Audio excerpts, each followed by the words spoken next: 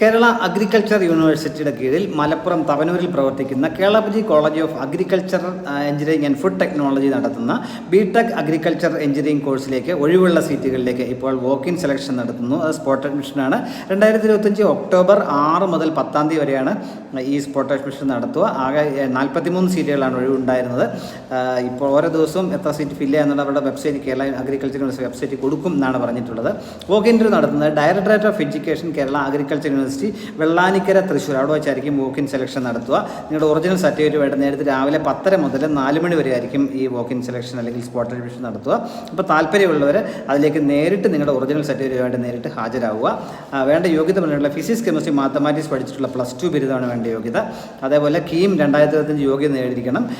അതിൻ്റെ rank list അനുസരിച്ചായിരിക്കും selection. അതുപോലെ CUT സെൻട്രൽ യൂണിവേഴ്സിറ്റി എൻട്രൻസ് ടെസ്റ്റിലെ UGയിൽ പാസ്സാകുന്നവർക്ക് 20% സീറ്റുകൾ മാറ്റിവെച്ചിട്ടുണ്ടെന്നാണ് പറഞ്ഞിട്ടുള്ളത്. അപേക്ഷ ഫീസ് 1000 രൂപയാണ് അപേക്ഷ ഫീസ്. SC/ST-കാരായിട്ടുള്ളവർക്കും ഡിസബിലിറ്റിയുള്ളവർക്ക് 500 രൂപ മതിയാവും. കോഷൻ ഡിപ്പോസിറ്റായിട്ട് 1,00,000 രൂപ കൊടുക്കേണ്ടി വരും. അത് റീഫണ്ട് ചെയ്യുന്നതായിരിക്കും. സെമസ്റ്റർ ഫീ ഒരു സെമസ്റ്ററിന് 50,000 രൂപയാണെന്ന് കാര്യം കൂടി മനസ്സിലാക്കുക. ഈ അവസരം പരമാവധി ഗുണപ്പെടുത്തുക. Thank you.